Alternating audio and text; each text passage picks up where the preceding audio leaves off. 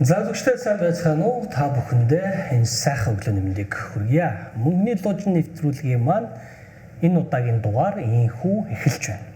За энэ удаагийн дугаар бол тусгай дугаар байгаа. Манай нэвтрүүлгийн маань 3 дахь тусгай дугаар ийхүү эхэлж байна. За бид тусгай дугаар дээр бол 3 зочныг урьдаг байж байгаа.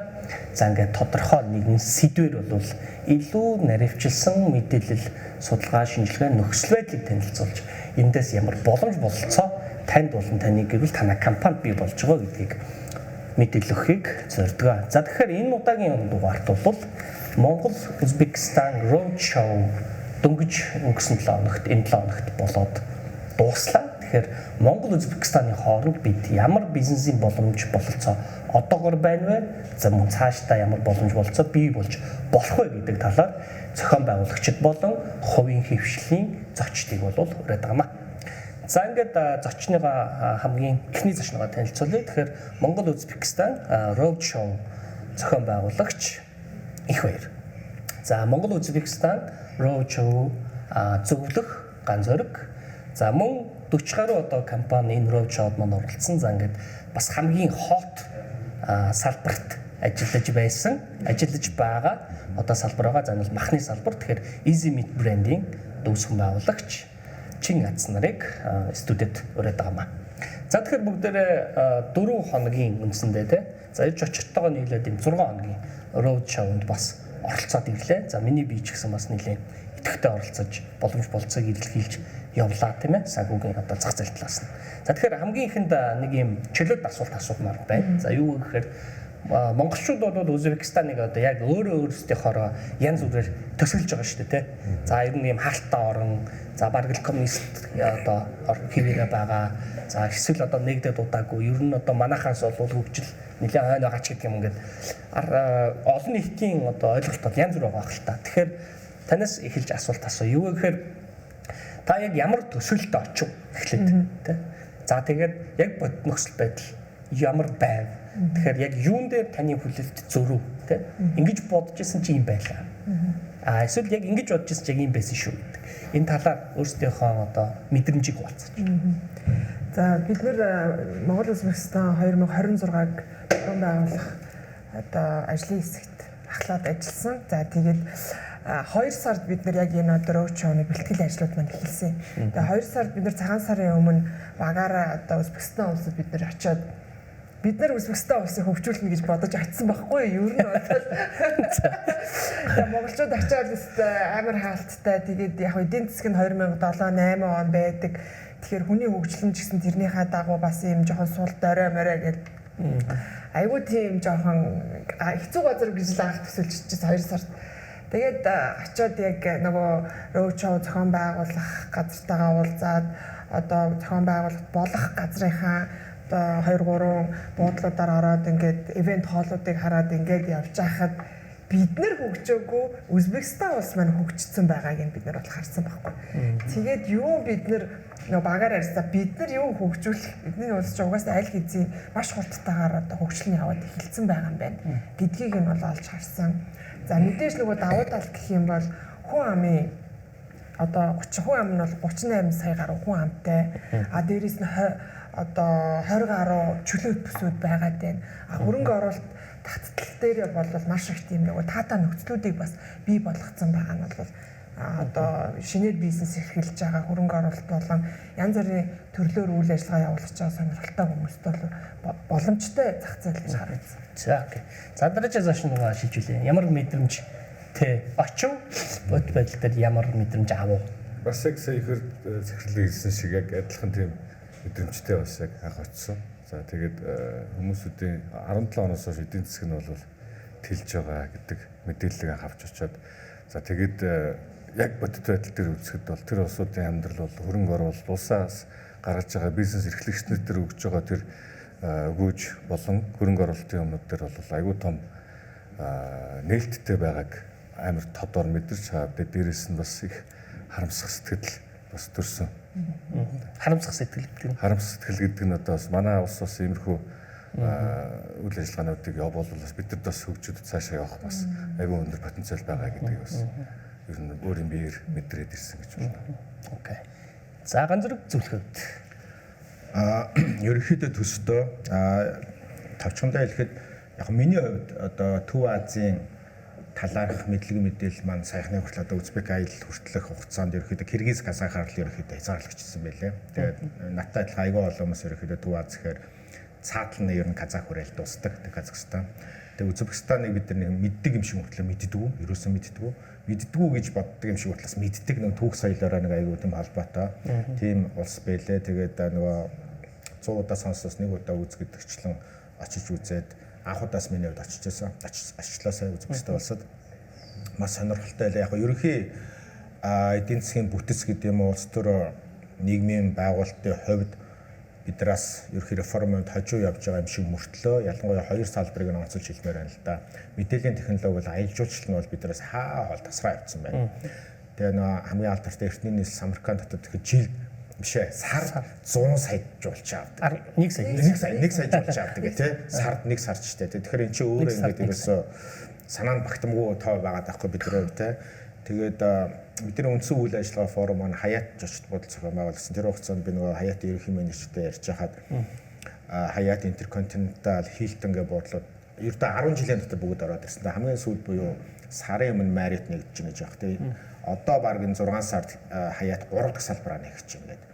Тэгээд энэ одоо зэрэглэлийн буудлын хүрэлцээ хангамж нь бүр дийлдэхгүй эрэлтэн.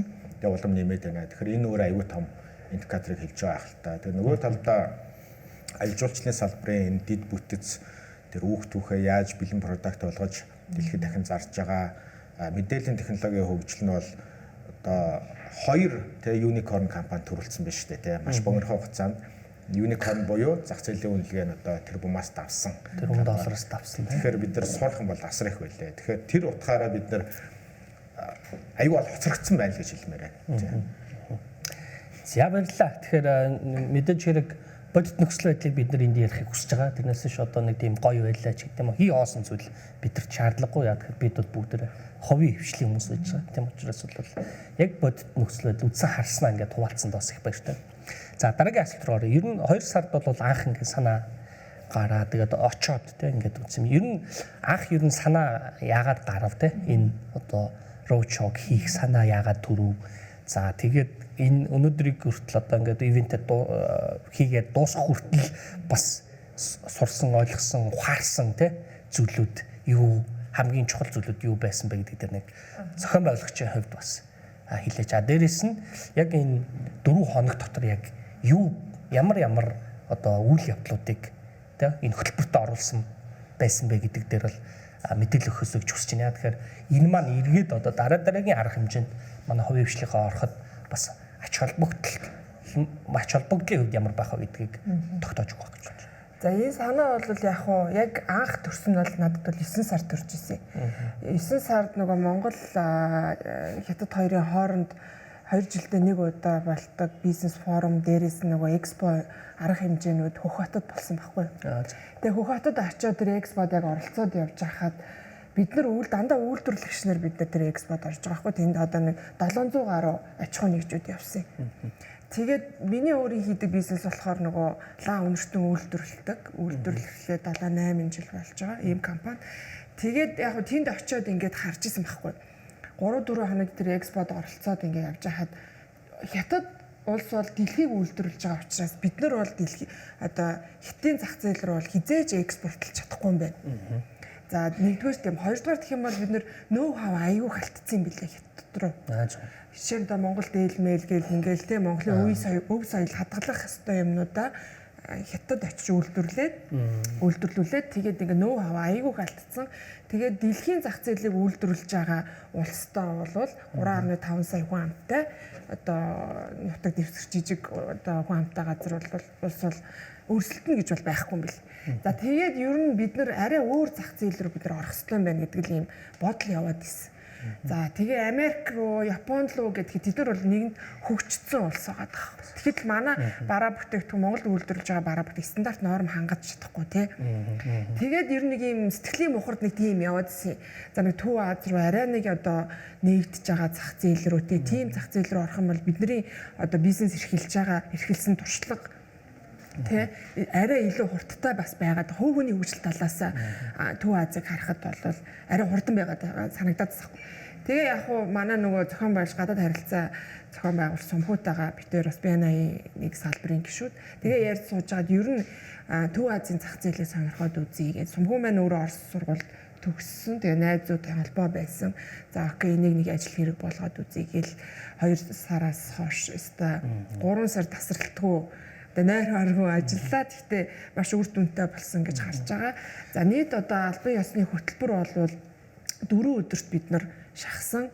За яагаад энийг 4 өдөрт бүх үйл ажиллагаагаа шахаж одоо явуулсан байвал бизнес эрхлэгчид бол цаг завгүй ажиллаж хөдөлмөрлөдөг тий 24 цаг хүртэл багтахаар юм байдаг учраас энэ 4 өдөрт тухайн улсынхаа түүх соёл туршлага судлах аялал тий мөн одоо соёлын аялал гэдэг талаар ингээд 4 өдрийн дотор бид нэр шахаад эхний өдөр нь болохоор бид нэр одоо туршлага судлах буюу IT парк, техно парк, за махны үйлдвэр, за эмийн үйлдвэрүүдээр бид нар бол туршлага судлах хөдөө аж ахуйн тий парк байсан. Тэгээд эмийн үйлдвэрт орцсон байгаа. Өөр чинь шоколадны тий үйлдвэртэй шоколадны үйлдвэрүүд орсон. Ингээд нэг өдөрт бид нар 5-6 ийм үйлдвэрээр авах аялал байсан. За 5 сарын 9-нд нь болохоор бид нар нөгөө яг тухайн улсынхаа түүх соёлыг мэдхгүйгээр хамтрал үүсгэх боломжгүй байдаг. Экспорт, импорт хийх боломжгүй байдаг. Тийм болохоор нэг өдрийг бид нар заавал тэр улсын түүх соёл нь байгаа газарлан бид нар аялсан. Самарканд тий бүтэн аялал нэг өдрийн аялал байсан. Одоо Төмөр хааныхаа бунхныг очиж үзлээ. Яаж тэр хүмүүс аялжуулчлаар тэр Төмөр хааны бунхныг яаж тэгж мөнгө олгож ийн тий? Яаж мөнгө олгож ийн гэдэг нь сая хүн ирээд байна. Тэгэхэд тэр одоо аялжуулчлыг ингэ тултал нь хөгжүүлсэн байна гэдэг бид нөөс олж харлаа. За 5 сарын 10-нд бид нөгөө Ташкент хотод шинээр байгуулагдсан музейтэй танилцлаа. Ямар гоё музей байгуулагдсан те одоо бүр ингээд бүр исламын шашны одоо өв соёлын гэх юм уу те төв гэж нэрлсэн байлээ шүү дээ. Тий. Ямар гоё те зохион байгуулалттай доторх одоо үзүрэн хараа булаам те түүх соёлоо яаж багтаасан гэдэг юугаар бол харагдсан.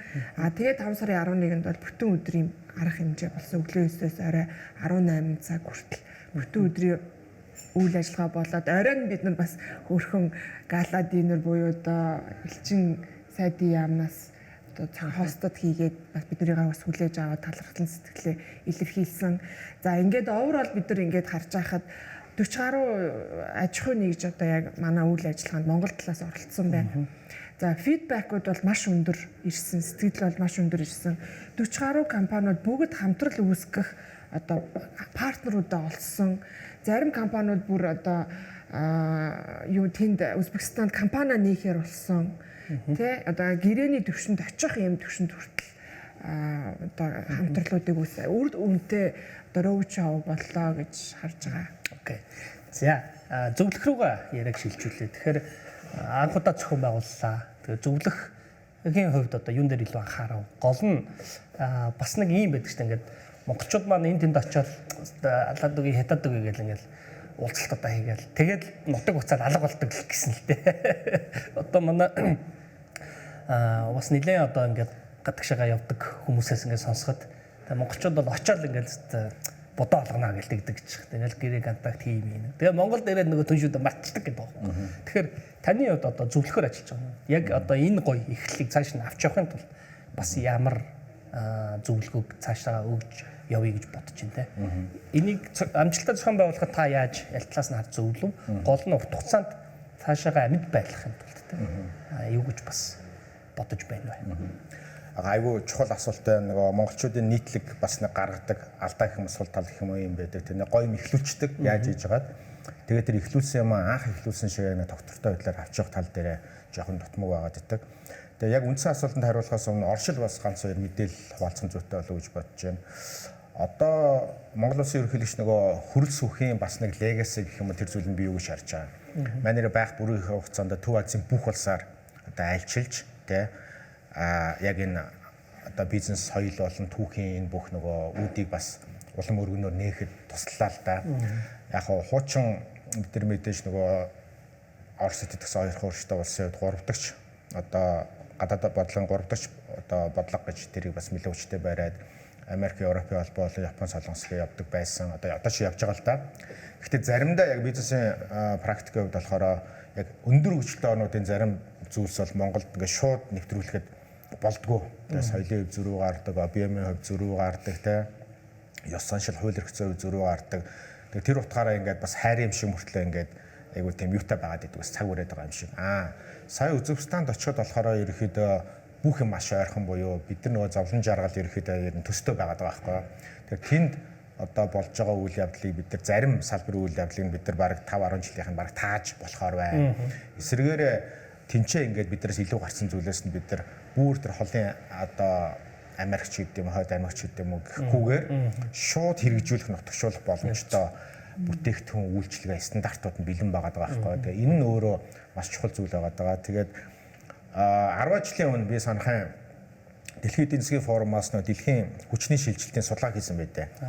Тэгээ яг нөгөө баруунаас евро өрнөөс дорн руу шилжиж байна гэх тухайн үед яг тэр хүчний тэнхлэг аягүй бол индикатороор үзэж байгаа.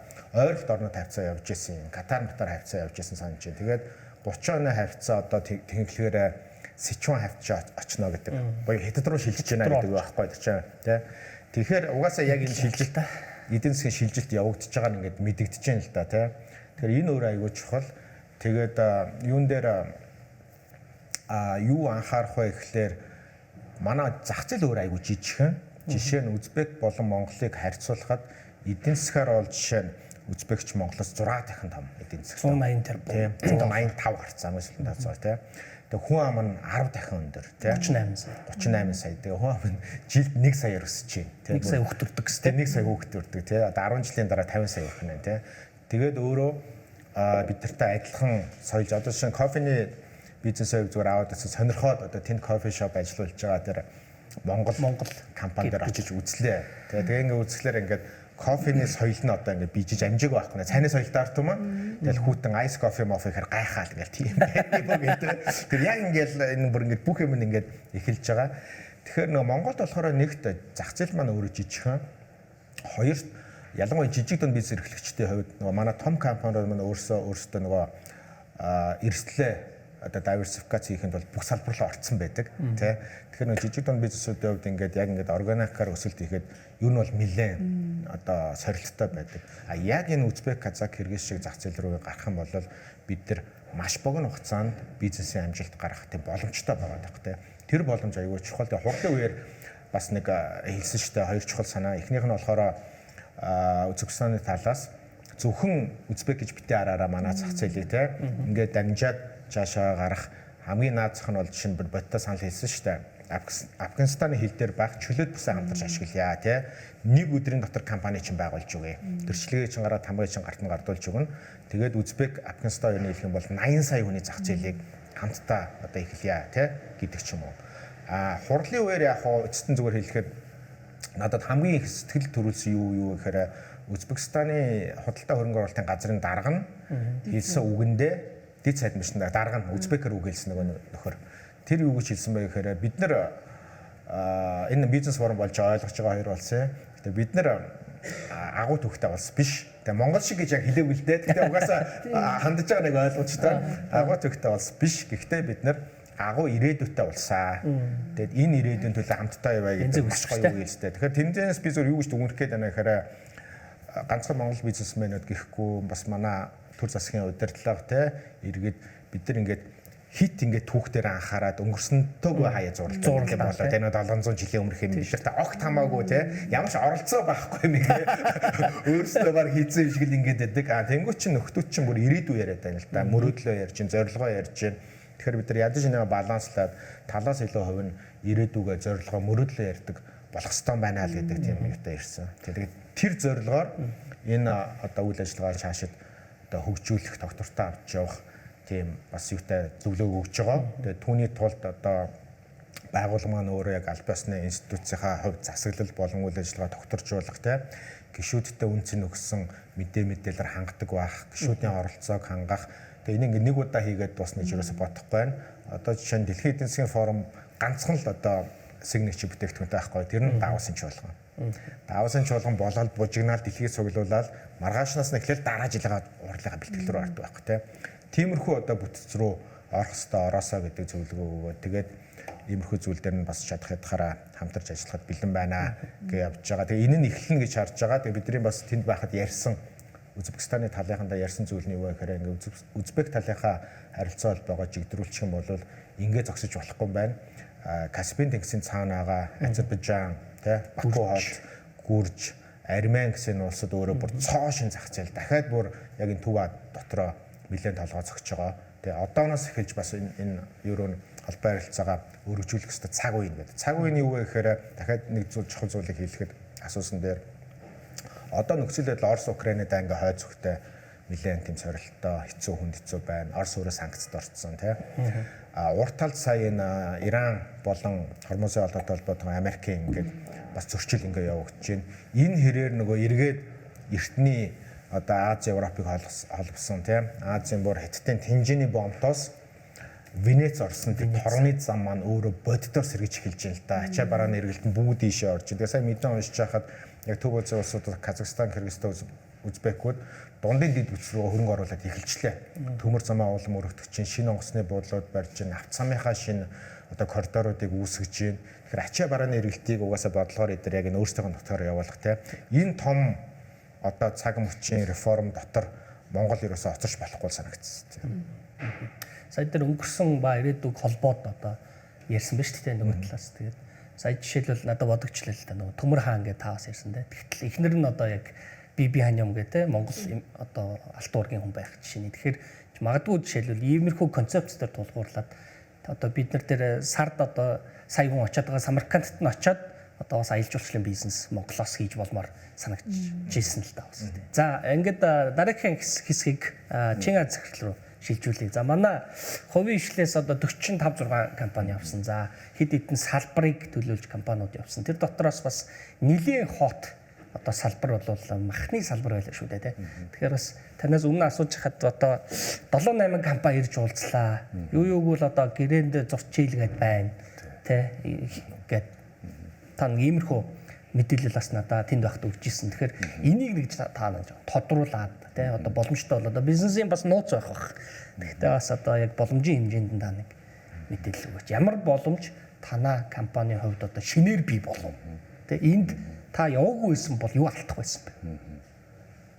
За миний хувьд болохоор яг махны салбарт өөрөө нэг 6-7 дахь жилдээ ажиллаж байгаа. За мах үйлдвэрлэл ангилах үйлдвэрлэл бол сая 26 оноос эхэлж орсон.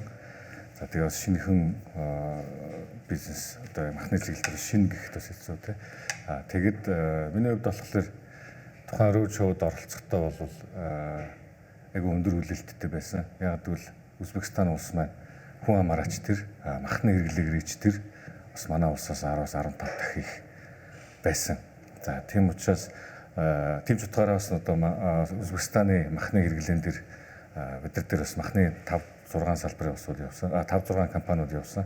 Бид нар дээр бас айгүй хүмүүс ирлээ. Тэгээд ер нь бол тэн дээр хонь, адуу, үхэр дээрээс нь тэмээний мах хүртэл сонирхож орж ирсэн. За тэгээ бүр дээшээ цаашлах юм бол дайвар бүтээгдэхүүн ч гэсэн авах ингээд айгүй олон сегмент рүү ус төр улсууд маань сонирхож байна. За яагаад сонирхож байна гэж цаашаа үзсэн чинь Узбекистан улс маань өөрөө балгаар энэтхэг Казахстан улсуудаас махаа импортоор авдаг юм байна. Тэр импортынхаа хугацаанууд нь одоо бас нэлээд хойшлсон, удаашралтай байгаад байгаа учраас дараагийн зах зээлээ бас хайж байгаа юм байна. За өнөөдрийн байдлаар бол Узбекистан улс руу нэг миний авсан мэдээлэлээр 2-3 компани мах нийлүүлж байна. Тэгэд тэр улсууд маань бас цаашдаа бас нийлүүлэх байхаа. Миний хувьд болохоор энэ зах зээл бас шинэхэн орж ирж байгаа. За дээрээс нь бас буцаагаад би энэ нөгөө нэг цуг явсан 40 гаруй компанигаа бас түрүүн бас өөрөө хэлсэнтэй нөгөө нэг Монголтой ирээд энэ улсууд шиг ингээ буцаагаад явцдаг гэдэг. Миний хувьд бол эсрэгээр энэ ч байгаа улсуудад бүгдээрээ нэгдээд нэг юм болгоод тэгээ буцаагаад цаашаа Узбекистаны зах зээл рүү орё. За бид нар бол бүгдээрээ нэгдээд ч одоо Узбекистаны зах зээлд бидэрт маш том одоо эрэлт байна. Бид нар энэ чинь нийлүүлдэг өөрсдийнхөө боломжийн ирээр нийлүүлвэл гэхдээ тэрийг би ганцаараа биш 2-3-лаа биш олон компани нэгдээд ингээд яваасаа гэж миний хувьд бол харж байгаа. За тэгээ энэ road show-нд бас зөвхөн мах гэлтгөөс эмийн үйлдвэр за тэгээ гутлын үйлдвэр гэдэг ингээд IT-ийн хүмүүс гээд аягүй олон улсууд явсан. Тэгээд буцаад энэ ч бид нар бас нэг арга хэмжээ хийх гээд байгаа. Энэ бол ирсэн улсууд маань, явсан улсууд маань шинчэнэ ирээд биенийхээ үйлдвэрүүдтэй бас танилцаад салбар руугаа бас нэг ороод би энэ анхны гэдэг юмнууд тодтголуудаа цаашаа үргэлжлүүлж явъя. За бас нэг гоё юм байсан нь бас Улаанбаатар Ташкентийн чиглэлд бид нар өчтөрөөс анхны Ташкент Улаанбаатарын чиглэлээ онгоцоор шууд нислэгээр бас ирсэн бас миний хувьд бас айгүй гоё санагдсан. Тэгээ бүх юм бас айгүй анхных байлаа. За тэгээд Узбекистан улсуудтай харьцахад маш энгийн айгүй бидэнтэй бас нэг юм дөхөн ойлголцоход илүү амар хүмүүс шиг санагдсан. Яг бизнес үү. За тэгээд бас нэг дор айгүй хэм ярьчлаа. Тэгээд нөгөө ажил гэхээс илүү бид нар бас нөгөө нэг аялал зугаалгатай хосолсон байснараа бас бид нар төрөх мэдрэмж илүү өөр байлаа. Зөвхөн ажиллагаа хараад хурал гэж явахаас гадна бас зугаалгах энэ тэр одоо тухайн улсын түүх соёлтой танилцаад явах нь бас тухайн аж амьдралтай илүү танилцахад бас бидний хувьд илүү дөхөн байсан болов гэж бас анзаарчихсан. Миний хувьд бол. Тэгэхээр жишээ нь танаас салбар дээр төлөвлөрөөд ярихад одоо бид бол нэг тийм нэгдэх гэдэг дээр их одоо муу байгаа гэдэг шүү дээ. Манай монголчууд ер нь аль ч юм дээр. Тэгэхээр зөвхөн миний итгэл үнэмшил бол яг энэ дотоод зах зээл дээр одоо бүгдээрээ л өрсөлдөгч байх нь бол зүг багтай өсөө тустай компаниуд юм чи. Гадагшаага нийлээд гарахад бол ерөөсөө л нийлээд дундаа нэг юм компани байгуулж байгаа л. Тэгээд тэрэн дээрээ ингээд хөрөнгө оруулалтаа босгоод одоо жишээл юу гэдгийг за Узбекистан руу ингээд экспорт хийхээр боллоо гэж бодъё те. Тэнгүүд надад бол жишээлбэл ингэ санагдаад байна. Компаниуд маань нийлж байгаа л нэг стандартны том газартай том үйлдвэр стандартны те юм ингээд барьчмаар санагдаад байна. Өөрөөсөө тустай ингээд яваад байгаа юм биш. Тэр бол экспорт руу чиглэсэн дундын нөгөө платформ нь болоод тэгээд Монголдо бол одоо байгаа тэр өөрөөсөө үйлдвэр юмнууд дээр яма хийдэг юм байна. Гадагшаа гарахтаа нэг том юм дундаасаа босгоод тэгээд тэрүүгээр ингээд экспортоо хийдэг те. Тэрэн дээр жишээ нь юу гэх юм одоо нэг 24 дүүр хэрэгтэй бол нэг 2 3 компани 5 компани ч юм уу нийлж байгаа. Яг бэлэн мөнгөөр ингээд каша гаргаад бүгдийг нийлүүлээд тэгээд компани байгуулад хувийн хувьцаануудаа эзэмшээд тэгээд нөгөө юмаа ингээд бариад ингээд явчмаар санагдаад идэв байхгүй. Тэгээд би энийг ноос нодлуурын салбарынхантай бас ярьж үзсэн. Дээрэс нь одоо энэ нүүрсний автотеврийн компаниудаа бас санал солилцож үзсэн. Тэгээд бүгдээр л ер нь бол одоо нэгтгэн зөөл гэдэг юм байлээ. Тэгээд нэгдээд явсан кейс ч бас байдаг. Тэгтээ нэг удахгүй ингээ бас яачдаг, сарничдаг. Тэгэхээр зүгээр таны хувьд бол одоо яг жишээлбэл миний саналыг ингээд сонсоход болмоор санагдаж байна уу? Эсвэл агаар юм яриад байна уу? Нэг болмоор санагдсан. Тэгээ бас Узбекистанд бас бид нар дан бизнес эрхлэгчнээс яваагүй. Улсын хурлын гишүүдээс бас явлаа. Узбекистан Монгол улсын хоорондын харилцааны хүмүүс бас явлаа. За дээрээс нь бас аймгийн удирдлагууд бас явсан. За тэгээд бас нэг энэ санааг бол миний хувьд бол одоо нөгөө нэгИраных манайх монголчууд Иран руу мах гаргаж чинь Кувейт руу гаргаж чинь бас тэ нөгөө нэг зөвхөн хятад биш хурд зах зээл руугаа гарч байгаа. Тэгэхэд тухайн Иран болон Кувейтийн орнууд маань бас өөрсдөө хөрөнгө оруулалтаа бас энэ хийгээд үйл ажиллагаа явуулаад зөвхөн өөрсдийнхөө орн руугаа тэр тухайн махыг татах тийм юм хийгээд байгаа. Тэгэхээр миний хувьд бол бас заавал бид нар энэ чинээс өөрсдөө ингэ хичээгээд тахаш бас Узбек улстайгаа энэ одоо хамт ажиллагаа эхэлсэн учраас Узбекистанаас бас хөрөнгө оруулалтаа татаад энэ ч бидэрт одоо нийлүүлэх түүхийд нь байна. Боломж олцох бүх юм байна. Одоо энэ дээр бас хамтрал эхлүүлээ гэдэг саналыг бас гаргасан байгаа. Тэгэхээр энэ бол хамтарсан компани байгуул. Тий, хамтарсан компани байгуулъя гэдэг. Тэн дээр бас та бас бидний хувьд бас зөвлөхийг бас хүсэж байгаа. За.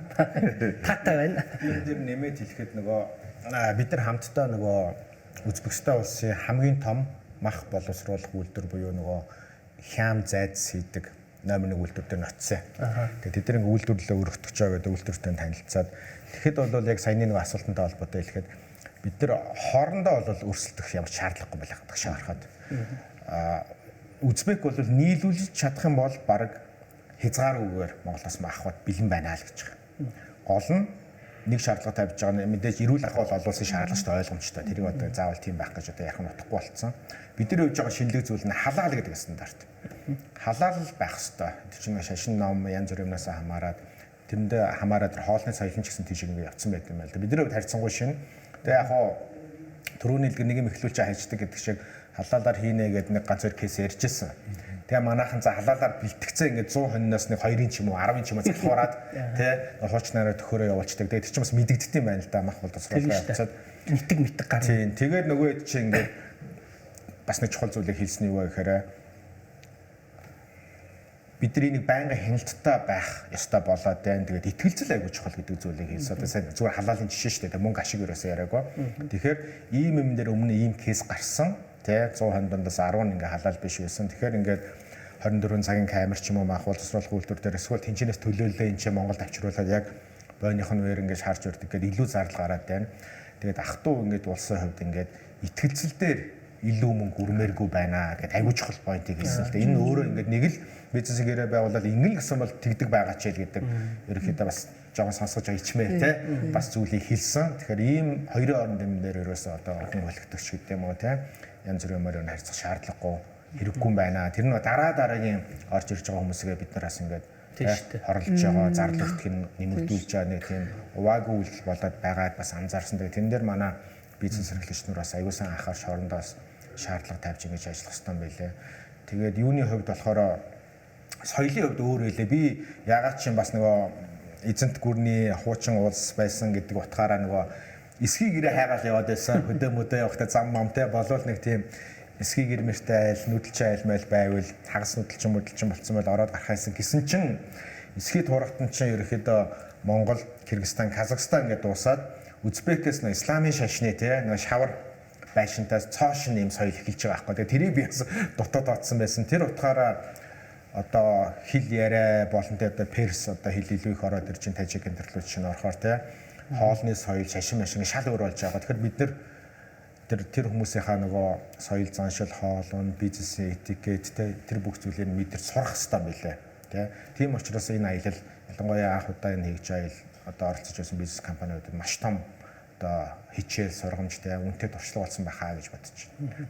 Би бас санхүүгийн хийдэг компанитай олдсон да. Нэг банк үүсгэн байгуулсан нэг ах байсан л да. Одоо ах гэж яриад да. Захирал уулзсан. Тэгээд 2010 онд Монголд 2 ч удаа ирсэн гинэ. Нөгөө яг манай эдийн засгийн бүүм хийгээл дараагийн Катар болно гэж нэг шуугсан ш. Тэгэхэд ирсэн юм. Тэгээд ирчээд юм ингээд барий гэж жагаад явж байгаа. Тэгээд хийгээгүй юм байл л та. Тэгээд надаас яг л нэг л юм асуусан. Би тэгээд тэгэхгүй манай ийм одоо харилцагч компани байдаг. Тэгээд энэ компани маань ийм санхүүжилт ингээд босгоод тэгээд дараа нь ийм IPO өнтер хийгээд ингээд ийм байгаа. Тэгээд тодорхой хэмжээний санхүүжилт өөрөө гаргана. Тодорхой хэсгийг ингээд танаа улсаас татах гэдэг бас ийм зорилготой байдаг. Тэгээд найдвартай юу гэдэг хийж асууж байгаа байхгүй. Тэгээд би нэг жоохон ингээд гацаад яг юу асууж байгаа юм л даа гэдгсэн чинь яг шудраг үнэнч хүн мөн үү гэж асууж байгаа байхгүй. Нөгөө харилцагчийг асуугаад байгаа байхгүй. Тэ? Шудраг үнэнч хүн компани мөн үү хүн мөн үү гэж шууд гэж асууж байгаа. Тэгэхээр нөгөө 10 онд ирсэн хүн маань бас энд юм хийх гэж үзэж байгаад бас болоогүй юм шиг байна. Тэгээд тэгсэн мөртлөө бас хөөрхөөд хүрээд ирсэн байхгүй уулзах гад. Уулзаад тэгээд таван богд капиталаас чи ингээ байгаа юм байна хоёлаа танилцъя. Тэгээд гижих жишээ нь. Тэгэхээр бидний нэг том алдаа байна л да тий нөгөө хоёр дахь алдаа маань гоё яриад гоё ихлүүлдэг харамсалтай нь бол дуусгаж чаддгүй дундаас нь одоо мөрдөг тий. Тэгэхээр энэ нэг ийм муухай зангаа одоо алс ард нийтээр одоо болимоор байна тий. Тэгэхгүй бол одоо яг үндэ төмний шившиг болж шít тий. Тэгээд яг бас яг одоо энэ роуд шоуг анх хийх гээд явж байхад бидний одоо зөвхөн Монголч гэдгүү те Узбекистанд бас нэг тийм хүмүүс бас байгаа байхгүй юу? Байлгүй яг. За тэрийг нэрээ бас ярий те. Одоо бид нар ингээд яг 2 сард очиод 2-3 компанитай уулзаал одоо зорилго чиглэлээ хийлээл те зорилттой хугацаа хийлээл ингээд явж байхад ер нь бол бүгдөө л хийн л гэж байна. Тэгэл амар олон юм нэрийн утсуудтай. Ивент гээл, логистик гээл те бүгд нэрийн утас нэрээ бүгд өөрсдийнх нь нэрнүүд явж идэг. Гэтэл нэг хүний ард 5-6 компаниуд ингээд байгуулагдсан. Тэгэл бүх тал руу л бараг юм хийн гэж үзэж байгаа юм шиг байна. За тэгээд бид эдний компанитай одоо окей хамтарч ажиллахаар болоод манай үйл ажиллагааг зохион байгуулна гэдэг. Бид нар чинь одоо 4 сарын хүртэл бид нар чинь онлайн хурлмар хийгээл ажил аягүй ихтэй явж байгаа л тэгэл яг нөгөө яг цагаан тулаал ирсэн чинь бүр нөгөө хэдээс чинь бүр ингээд хариу ирэхээ болчихж байгаа байхгүй. Тэгэл сэтгэлээр унаал эхэлж байгаа. Яада компани вэ гэж ингээд юу ангууд чинь бүх юмнууд нь тодорхой бос болоод ирж байгаа. Амар бас гоё ярьдаг хүмүүс үлээ. Гоё яриад л ингээд ойлголцоо байна л гэж ойлгоо яваад байтал бас үгүй байсан бас нөгөө талдаа. Тэгээ Аз болоход бид нар бас хоёр дахь компани маань айгүй сайн ихтгэлтэй, туршлагатай компани байж холбоо байж таарлаа. Нөгөө талдаа бас яг тийм бас байгаа шүү. За тэрэн дээр одоо хэдүүлээ төвлөрье те.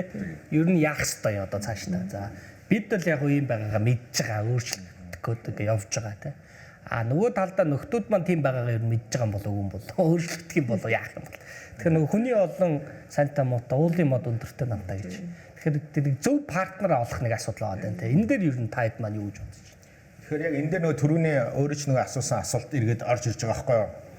Одоо яг энэ үйл ажиллагаанд та яг яах юм те? Яаж үйл ажиллагаа тогтмол болгох юм? Яаж үнцэнтэй болох вэ чиг ороод ирж байгаа байхгүй юу? Альва хоёр улсын хооронд бизнес хийх зөндөө олон боломж байна.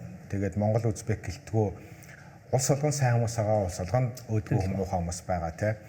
Тэгэхээр бизнес хийж байгаа хүн бол яг өөрсдийнхөө нөөцөөр аливаа нэг компани ялангуяа жижиг дунд бизнес эрхлэгч нар өөрсдийнхөө нөөцөөр тэр одоо 40 сая үнэтэй зах зээлийг судлаал те эрсдлийн үнэлгээ хийгээл сайн муу хүмүүстэй нь уулзаал унж тусаад байх мөнгөч байхгүй цагч байхгүй боломжч байхгүй ямар ч нөөц байхгүй. Тийм учраас одоо бизнесийн холбоо те мэрэгжлийн байгууллагуудын үнц нь энэ дээр гарч ирэх ёстой. Угаасаа зарчим нь тийм байдаг. Тэр нь тухайн бизнес эрхлэгчийнхаа өмнөөс те шаардлагатай мэдээлэл нь цуглуулах, зөвхөн цуглуулаад зогсохгүйгээр тэр чинь боловсруулж анализ хийгээд дүгнэлт гаргаад те за одоо цаг үеийн мөн байх шүү биш вэ шүү энэ салбарын ингэж нь одоо тийм шинэ хууль нь гарах гэж байгаа юм байна энэ улсын бодлого нь энэ байна гэдэг зүйлийг энэ орж ирэн хил усны ялгааг зөндөө их юм гарна шүү дээ тийм энэ зүйлээрээ юм value add буюу одоо үнц нь бүхий бүтээгдэхүүн үйлчлэгийг гишүүдтэй үзүүлдэг тийм байнгын үйл ажиллагаа явуулдаг мэрэгжлийн байгууллага айгуу чухал байгаа. Яг уу Монголд бол жишээ нь байгууллагуудын жишээ дурдах юм бол одоо Австрали, Монголын худалдааны танхимч гэдэг юм уу, Еврочам те юу гэдэг байдаг шүү дээ те. Түүнтэй агаар нэг ийм байгууллага явандаа заашгүй байгуулга гэж таарах байх. Гэхдээ бизнесийнхаа нөгөө сегментээс хамаарат илүү одоо том групп компаниудад хандах уу те эсвэл орон зай боломж нь богино хугацаанд үр дүн гарах нь семинарт байна уу гэдгээс хамаарж чад стратеги гаргаад яг юм интеллиженс маягийн хамгийн ядаж нөгөө сардаа нэг удаа ингээ апдейт хийгддэг те нөгөө талд Узбекийн бас энэ бизнес хөрөнгө оруулалтын ассоциац бас ажиллаж байгаа. Тэд нар ингээд байнгын мэдээлэлд байгаа учраас тэр их цуглуулж ажиллаж байгаа мэдээлэл нь өөрөөсөө мэдээлэл ингээд уусаад алга болоосоо гэж ерөөсөө өсөхгүй байгаа байхгүй. Тэрний эсрэгээр бүр архивлэгдээд те ингээд бүглэгдээд ингээд журнал болоод ингээд үлддэг байх хэвээр. Тэгээ тэр юу руу явах хэвээр гэж харж байгаа. Тэгээ тэрний одоо ямар зарчмаар яаж ажиллах вэ гэдэг нөгөө мэрэгжлийн холбооныхаа хөгжлийн дараагийн үе шатыг одоо яг энэ ч ярилцсан явж байгаа. Тэгээ түрүүний хэлснээр энэ үйл ажиллагаа ингээд нэг удаа хийгдэж зогсох үйл ажиллагаа гэж юусоо бодохгүй ингээд ийм үр дүнгууд орж байгаа. Өшөө олон асуултаа болж байгаа таад те. Өшөө илүү ингээд мөрөөдөлтөй болоод бэр орж байгаа. Тэгээ энийг жил болгон хийхээр төлөвлөж байгаа. Үзбекистаны талч гэсэн Монголд ирж бас нэг форумаа ээлжилж хийх үү те. Тэгээ цаашаа нэг Каспийн тэнгисийн цаашаага бас яаж хамтарч гарах уу. Тэр 3 дахь зах зээл рүү гарахад Үзбекистаны тал хамтрах бас сонирхолтой байгаа даа. Тэгэхээр нөгөө бие биенийхээ ашиг сонирхол win-win гэдэг зүйлийг хаанаа гарах уу гэдэг зүйлүүдийг бид ширээд орж одоо ярих цаг болсон гэж харж байгаа. Тэгээ нөгөө талдаа монголч нөгөө их хурал дээр Монгол болон Үзбекистан улсын парламентын бүлэг гэж байдаг. Тэр бүлгийн дарга нь өөрөө ач холбогдол өгч явсан. Тэгээд Үзбекистан улсад Монгол улсын элчин сайдын яам байгуулагдсан 2 жил болжээ. За тун удахгүй Улаанбаатарт бас Үзбекистаны элчин сайдын яам байгуулагдах байх. Ерөнхийлөгч ажлын үеэр ойрын хугацаанд байгуулна гэдэг зарлцсан байлаа. Элчингүүдийн чинь үүрэг маань өөрөө яг энэ ажлыг л бас хийх ёстой шүү дээ, тийм. Хоёр улсыг холбох, хэрэгтэй мэдээллийг цуглуулах их зөндөө ажил хийж байгаа. Тэрийг нэгтгэхэд нэг түнэл гэдэг нэг сууг гэдэг шүү, тийм юм болох нэг тийм координацийн ажил бид нар одоо зааж хүрэх ёстой. Магадгүй энэ одоо энэ байгууллагаас дараагийн одоо шинэ бүтээгдэхүүн үйлчлэлийн болоо гарах болоо гэж харж байгаа. За чиний зөвхлөд яг бодит секторт бизнес хийж байгаа хүнийг зөв партнер олоход тэндээстэй зөв партнер олоход одоо яг ямар арга гаргашлаа стратеги баримтлаа гэсэн тооцоотой байна. Нөгөө ганц зөвлөх мөнөөс хэлсэн. Биднээс нэг хям зайдсны үйлдвэр дээр очиод тэгээд тодорхой мэдээлэл асуухаар тухайн үйлдвэрлэгч маань бид нар махал үйлдвэрлэнэ. Бидний дунд худалдааны компани байгаа. та нар энэ компаниар дамжиж яваарай гэдэг одоо зөвлөгөө өгж байгаа. Тэгэхээр магадгүй тэр нь бас 3 дахь тэгэхэд орж ирэхлээр бас нөгөө нэг хамтын ажиллагаан дээр илүү найдвартай байх болов гэж сэтгэл төрсөн. Би шууд нөгөө нэг харилцагчтайгаа шууд ингээ уулзах гэхээр бид нар сайн мэдэхгүй байна. Ямар үнээр ирж байгааг чи мэдэхгүй. Та нарын бодлооны компаниар дамжаад яваа. Бид нар зөвхөн үйлдвэрлэлтэй анхаарай. Та зөвхөн махны нийлүүлэлтэнд анхаараа гэдэг юм өгчхөр бас илүү бас харилцахад бас амар байх болов. Тэгээ бас энэ холбоогоо бас дамжуулаад тэр явах юм бол илүү одоо найдвартай үнэтэй харилцах болов гэж бол би бодож байна. Тэгэхгүй шууд нөгөө хүнтэйгээс харилцахлаар бидний хувьд бол шинэ тэр хүнтэйгээ яг бизнесийг ямар зах зээлээр явуудгийг бол мэдэхгүй учраас тэгж дундын хүн байвал илүү аль аль талтай найдвартай болов гэж бодсон. Сая Узбекистанд бид очиод юм хийх гэхээс гадна тэндээс бас энд юм хийх гэдэг нэг тэг хөлбөр дээр жишээ нь тэр одоо талын хүмүүс маань бол шашнаасаа болд юм уу яа энэ нөгөө Солонгос, Япон нар бас харилцахад их төвхтэй гэдэг юм шиг л шүү дээ. Одоо Солонгос, Япончууд ч юм бол ингээл нэлээ ууж иж ажил явуулдаг. Тэгэнгүүт Узбекд шашнаасаа ч юм уу те одоо бол шашнаасаа болоод ууж тэ алкогол хэрэгэлдэг. Тэгэнгүүт бид нар болохоор дунд нь тэ уухгүй чи юм хийж байна, уудаг муугач юм хийждэг бас нэг тэ эргээд бид нар одоо жишээ нь тэнд байгаа бизнесийг энэ зүүн одоо тэ Аз руу гаргаж яхад нөгөө хаб гэдэг шиг бас байж болмоор нэг тийм санаас төрсөн. Санаа юм бас ажиглагдсан. Тэгээ энэ дээр ч гэсэн бас манай косметик гоо сайхныхан бас нэлээ мэдрээд те мэдрэмтгий ажиллаад бас их айгүй зөв одоо нөгөө арга хэмжээнд оролцоод те тийшээгээ бас танилцуулгуудаа хийгээд явж байгаа шиг байлаа гэж надаас тэгж санагдсан. За тэгэхээр нэвтрүүлгийн маань сүүлийн хэсэг эхэлж байна. Тэгэхээр та бүгдийн хувьд маань одоо яг юу хэлэн битээ миний асуугаагүй. Тэгээ өөрсдийнхөө ярихыг хүсэж исэн зүйл. Илүүд дэсээ хуваалцаач гэж хүсэж байна. За манай холбооны зүгээс бол бид хэд одоо SME гэдэг рүүгээ илүү чиглэсэн. Ягаад гэвэл том компаниуд бол угаасаа өөрсдийн ажиллах хүчтэй, санхүүгийн боломжтой, тухайн зах зээлийг очиод 1-2 сараар сууж агаад ингээд судлах ингээд боломжтой байгаад байгаа. Гэтэл яг одоо бид нар шиг SME төвшөнд бизнесийг эрхэлдэг хүмүүс Төв Азийн зах зээлийг сонирхоод байна. Гэхдээ хэрхэн яаж гэдгийг мэдэхгүй байгаад байна. За хамтрал эрхлэгч байгаа бол одоо уулзах байгаа компаниуд нь хэр найдвартай гэдгийг мэддэхгүй байна. Бас л нөгөө цаасан дээр буутсан бүгдийг чадна гэдэг юм хүмүүстэй ч уулзах магадaltaй байгаа байхгүй. Тэгэхээр аливаа нэг одоо өөр шин зах зээл рүү гарах гэж байгаа бол мэдээж одоо мэргэжлийн холбоотуудаар нь дамжих хэрэгтэй. Мөн одоо тэнд сууж байгаа элчин сайдын яамдуудаар нь бас дамжих нь одоо маш чухал юм шиг санагдсан. Тэгээд яг бидний хувьд бол ядаж нэг 40 гаруй компаниас яг 10% нь одоо MOU зурах юм уу эсвэл нэг хамтрал үүсгэх янз бүрийн нэг ийм үр дүнтэй боттой юм гараасаа гэж бодож байтал бараг 100% одоо бүгд одоо өөрсдийн гэсэн яг уулзах гэсэн зорьсон компаниудтай уулзсан нэлээ олон дийлүүд бас тэнд хийгдсэн тий сампл бүтээнтнүүч Монгол руу авчирсан байгаад байгаа. Жишээ та гэхэд бас тэндээс бас өөрхөн хамтралыг бас үүсгээд ирсэн тий махны эдмэн бас одоо үйлдвэр барих одоо өсгөлд үйлдвэр барих гэдэг ч юм уу нэг юм бас үр дүнгууд бол яг нүдэн дээр гарсан фидбэкүүд бол маш сайн гарсан. Тэгэхээр энэ одоо амжилттай болсон рөв чог манай албанаас бол үргэлжлүүлээд явна гэдэг одоо зорилготой байгаад байгаа. Тэгэхээр бидний одоо алсын хараа гэх юм бол нэлээд том зураглалын дагуу ингээ харагдаж байгаа. Ер нь бол түрүүн зөвлөхөөр хэлдэг шиг. Тэгэхээр төр хувийн хвшлийг бас хамтарч оруулах хэрэгтэй юм байна. Узбекистан тал бол төр юм хэлээгүй бол хувийн хвшлийн хөдөлтөө газар байл. Тэгэхээр төр хувийн хвшлийг одоо хамтралыг бий болгож илүү үр дүнтэй одоо Төв Азийн зах зээл рүү гарах юм байна гэдэг одоо дүгнэлтэнд хүрсэн. Яг зөв нэрээ таас чухал юм санууллаа. Одоо энэ хоёр улсын ерөнхийлөгчийн харилцаа их ойрхон байгаа дээр одоо яг нөгөө талаас нь ингээд те ерөнхийлөгчийн зүгээс нь бизнес руу доошоо ингээд хилэлэх хийх хүсэж байгаа юмудаа бид нар өөрсдийнхөө ерөнхийлөгчөөрөө дамжуулаад ингээд явдаг баймаар байгаа байхгүй тийм. Тэгэхээр яг энэ нэг юм алтан үе байгаа даа шүү дээ. Энэ дөнгөж нэг харилцаа эхлээд тэгээ хин хинийгаа ингээд мэдэх гээд явж байгаа. Одоо нэг тийм гинэнч гэх юм одоо нэг хувийн харилцаа байгаа гэдэг. Тэгээд ийм үед дээр бол яг юм чанартай, найдвартай, ийм хариуцлагатай үнэн шударга компаниуд орж ирээд яг байр байраа ингээд эзэлчүүл цаашаага бүр урт хугацаанд гоё явна. Энэ үед нь нөгөө би чаднууд ороод ирвэл тэгээд бүх юм нураад ундаг ийм л ямиг бид нар ер нь олон кейсээр Монголд бол бас харлаа шүү дээ. Тэгэхээр энэ дээр бол бас seriously одоо манай бизнес эрхэлж байгаа компаниуд маань хувийн хвшил маань оролцоод судалгаа шинжилгээ мэдээлэл аваад судалгаа шинжилгээнд аваад ийшийг бол тодорхой цаг зарцуулаарай гэж бол миний хувьд бол маш их бас хүсэж байна. За чиний захирал руу хэлжүүлээ. Тэгэхээр ерөнхийдөө одоо холбооны зүгээс та цаашдаа юуг илүү сайжруулаасаа хийгээсээ хөгжүүлээсэй гэж бодож байна. Ерөөж холбооны зүгээс үү? Тий. Одоо цаашдаа ингээд энэ хоёр улсын хоорондын бизнес харилцаа ингээд тэлэх боломж бол байна гэж хараад байна. Тэгэхээр энэ дээр хувийн хвшлээс оролцсоны хувьд юу бас хэлмээр санагдав, дутагдaltaй санагдав, анхаармаар санагдав тийм ээ. Яг гоо бас үйл ажиллагааны хувьд бол нэг хэлэх зүйл бол байхгүй.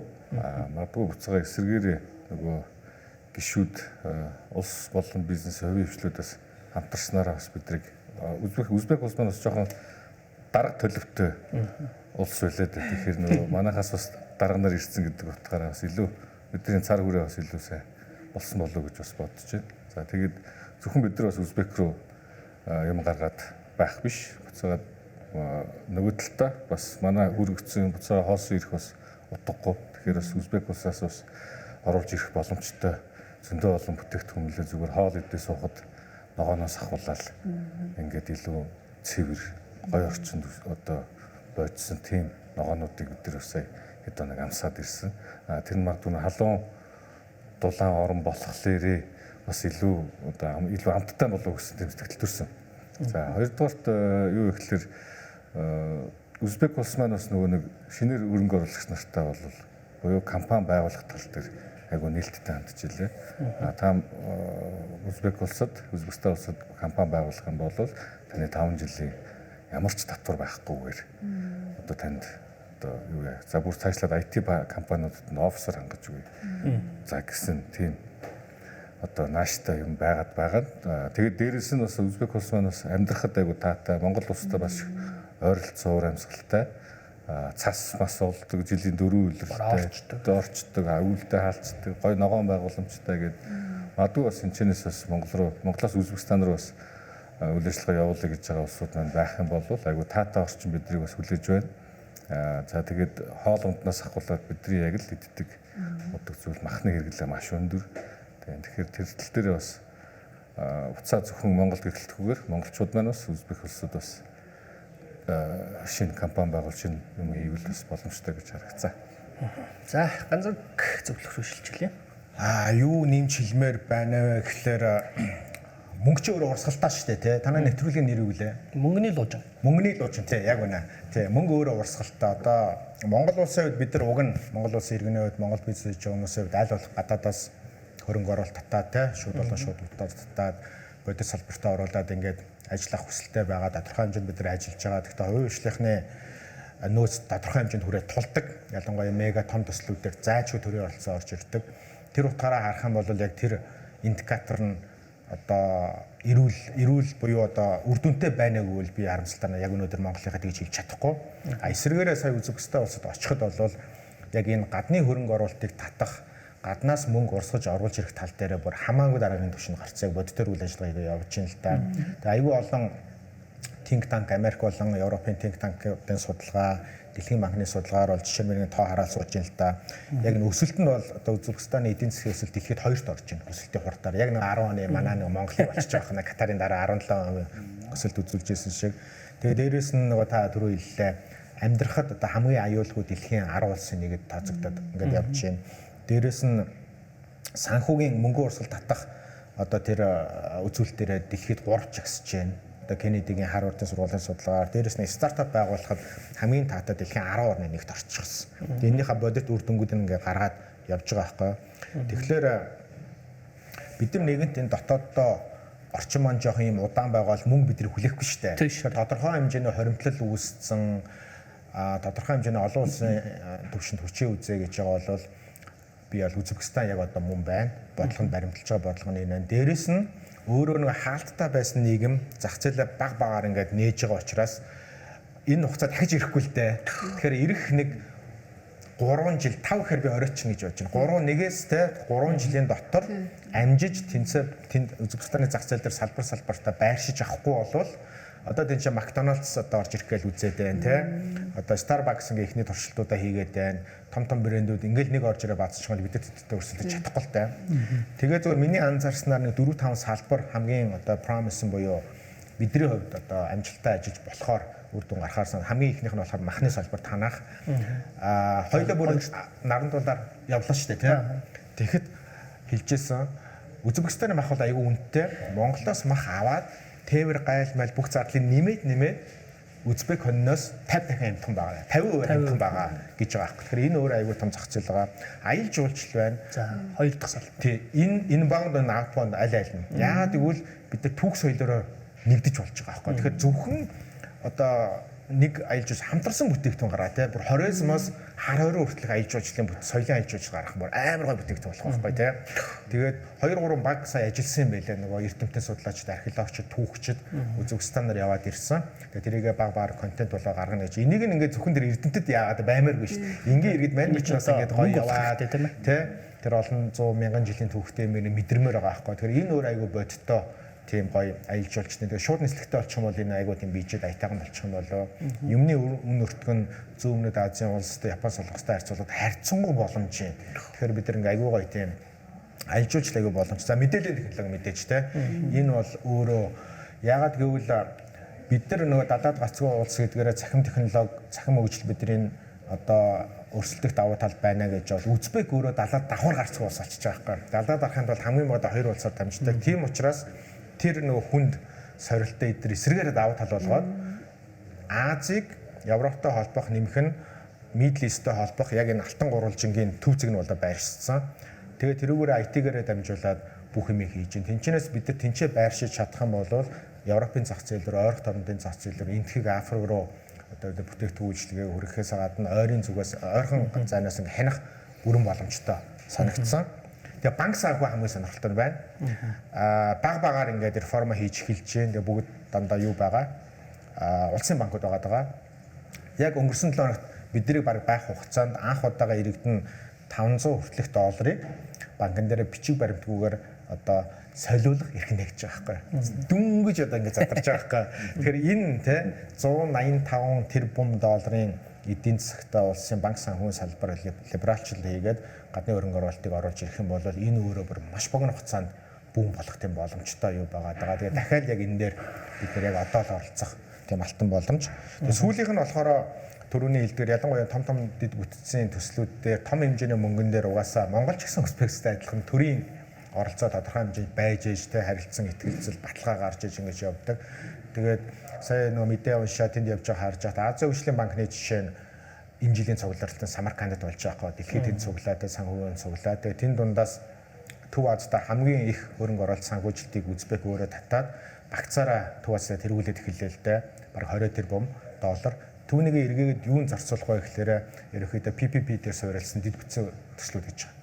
Энэ төслүүдээр бид нар бас анханасаа оролцоод зарим нэг тэр чөлөөт бүстэй төмөр зам авт замын тэр бүтээн байгуулалтан дээр бид нар сабконтрактороор оролцохоос гадна тодорхой хэмжээний тэр нөгөө эрхтэй бараа бүтээгдэхүүн ковати эрх ч юм уу те бараа бүтээгдэхүүн зөөхөд тэр логистик тээврийн эрхэн дээр нь бид нар одооноос эхлээд ингээд ажиллаж чадах юм бол одоо байгаа зардлыг тээвэр логистикийн зардлыг хамгийн багадаа 2 дахин бууруулах боломжтой байна.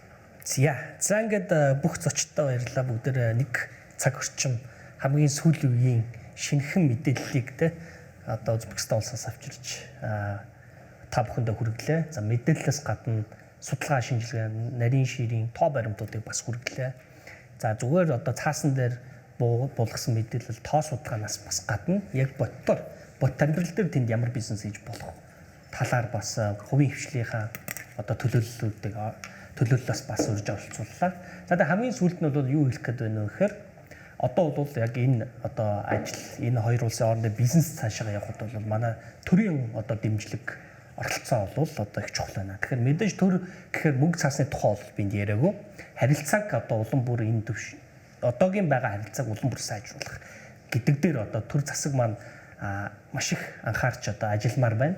За тэгээ энэ хүрээнд бас одоо Узбекистан улс суугаа элчин сайдын яамныхандаа бас баярлалаа. Батбаатар сайдтай баярлалаа. За сугра нарийн бичгтээ бас баярлалаа. Маш их биднийг дэмжиж одоо оролцсон байж байгаа. За мөн Узбекистан Монголын парламентын одоо бүлгийн дарга бас явсан. За хоёр улсын хурлын гишүүд явсан.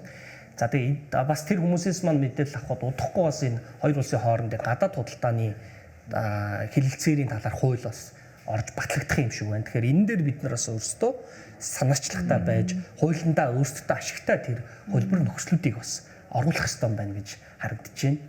За мөн бол хоёр улсын ерөнхийлөгчийн харилцаа бол маш өндөр түвшинд маш сайн байгаа.